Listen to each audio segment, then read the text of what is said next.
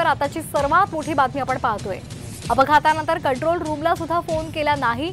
Yerwada police स्टेशनमधील दोघांचं त्यामुळे निलंबन करण्यात आलेलं आहे। त्याचबरोबर वरिष्ठांना सुद्धा माहिती दिली नसल्यामुळे त्यांच्यावर निलंबन करण्यात आलेली आहे।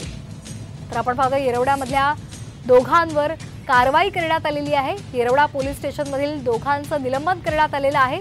साम टीव्हीवर आताची सर्वात मोठी बातमी आपण पाहतोय। तर पुन्हा एकदा आपण जाणार आहोत आमचे प्रतिनिधी अक्षय बडवे यांच्याकडून। अक्षय, दोघांचं निलंबन झालेलं आहे, पण या संदर्भात अजून तपास सुरू आहे। आणखी कोणावर निलंबनाची कारवाई होण्याची शक्यता आहे का?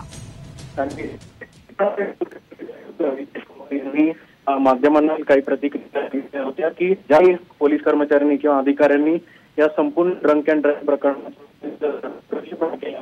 त्याच्यावर निश्चितपणे कारवाई मुख्याने तसेच आदेश दिले होते। याच आदेशाची अंमलबजावणी करताना येरवडा पोलीस ठाण्यातील 2 कर्मचारी म्हणजे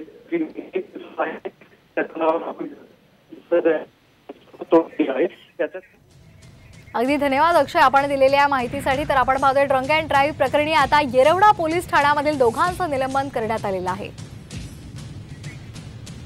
साम टीव्हीवर आताची सर्वात मोठी बातमी आपण पाहतोय। ड्रंक अँड ड्राइव्ह प्रकरणी आता सर्वत्र वेगाने तपास केला जातोय आणि ही महत्त्वाची बातमी आपण पाहतोय। ड्रंक अँड ड्राइव्ह प्रकरणामध्ये दोघांचं निलंबन करण्यात आलेलं आहे। येरवडा पोलीस स्टेशनमधील दोघांचं निलंबन करण्यात आलेलं आहे।